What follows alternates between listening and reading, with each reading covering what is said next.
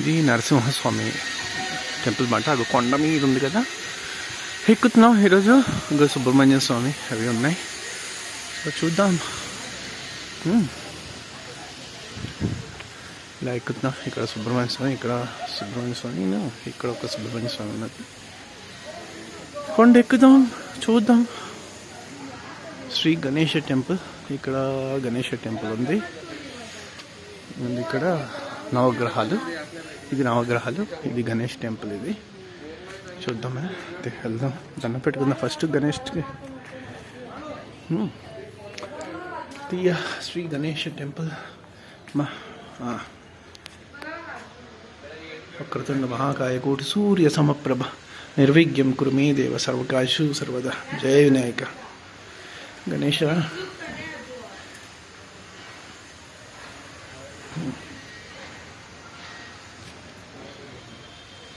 చెప్పాను కదా, ఇది నవగ్రహాలు. ఓం ఆదిత్యాయ సోమాయ మంగళాయ బుధాయ చ గురు శుక్ర శనిభ్యః రాహువే కేతువాయ నమః. జై శనీశ్వరాయ నమః.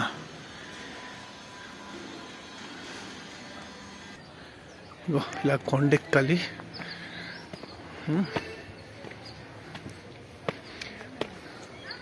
ఇదిగోటండి, ఇది వెంకటేశ్వర స్వామి టెంపుల్. మనం చూసాం కదా ఇందాకలా, లోపల నుంచి. అది తర్వాత ఒక వీడియోలో పెడుతుంది హనుమంతుడి గారు. తర్వాత కొండెక్కిన తర్వాత నరసింహస్వామి టెంపుల్కి ఇంక ఇలాగ ఎక్కాలి. బండ అంతా బండ మీద కట్టారు. ఇది వెంకటేశ్వర స్వామి టెంపుల్. ఇది ఒక వీడియోలో అప్లోడ్ చేస్తాను. పైనుంచి చూస్తే వెంకటేశ్వర స్వామి టెంపుల్ ఇలా ఉన్నది.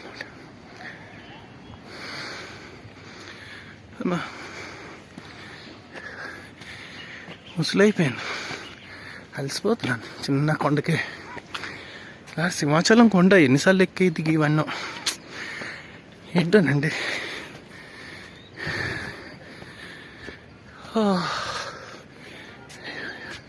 అదే అనమాట నరసింహస్వామి టెంపుల్. రాయినే వీళ్ళు మెట్లలాగా కట్టారు. అంటే కట్టడం అంటే కట్ చేశారు. ఇదంతా బండ అనమాట. ఇక బెంగళూరు అంటే బన్నర్ఘట్ట సఫారీ చూస్తారు కదా, అదనమాట. ఇక్కడ ఈ దగ్గరలో సఫారీ. సన్సెట్ ఇక చూడండి. మన వాళ్ళు ఇలాగే పాడు చేస్తారు. ఇది పాత కట్టడం, చాలా పెద్ద పెద్ద రాళ్ళు. ఇది మెయిన్ టెంపుల్. ఏదో కట్టారు కానీ ఒక్కొక్కటి చాలా చాలా పెద్ద రాయి అండి.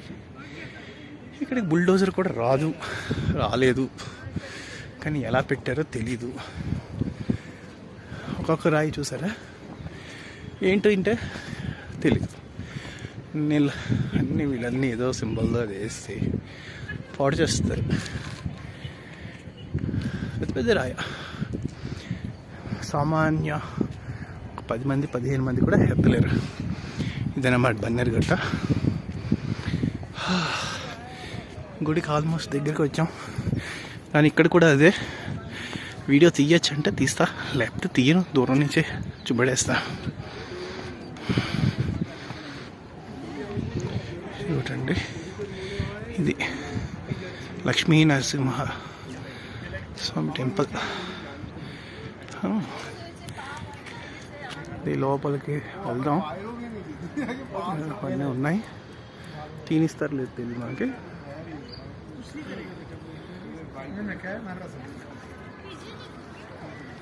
ఓహ్, తీద్దాం అవుతే తీద్దాం, లేదు ఉంది. నరసింహస్వామి పాదాలు దండం పెట్టుకుందాం.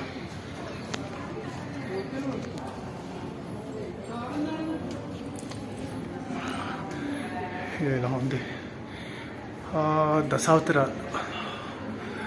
అవతారాలు. కెమెరా తీయకూడదు అనేది ఎక్కడ లేదు, కానీ చూద్దాం. ఇది వీడియో.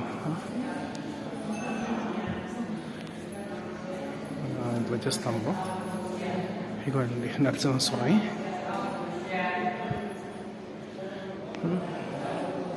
ఇలా ఉంది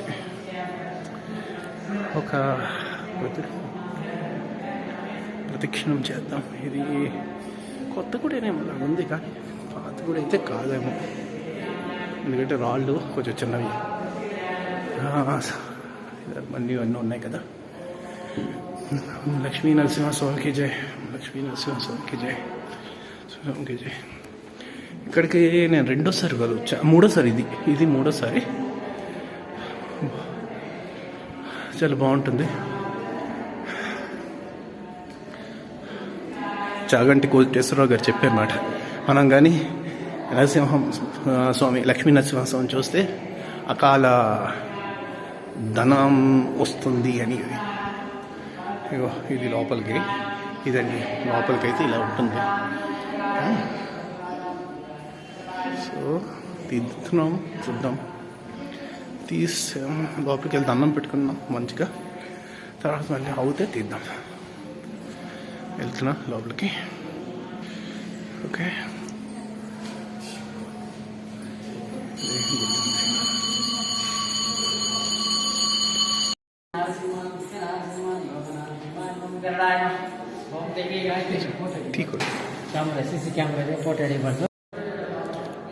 ఇది గుడి తీస్తున్నాను లక్ష్మీ నరసింహస్వామికి. ఎందుకు రాలేదు లక్ష్మీ నరసింహ తీస్తే మళ్ళీ తీస్తున్నా. ఇగో లక్ష్మీ నరసింహస్వామి గుడి, అన్నం పెట్టుకోండి మంచిది అవుతుంది అంతా. జై లక్ష్మీ నరసింహస్వామికి జై.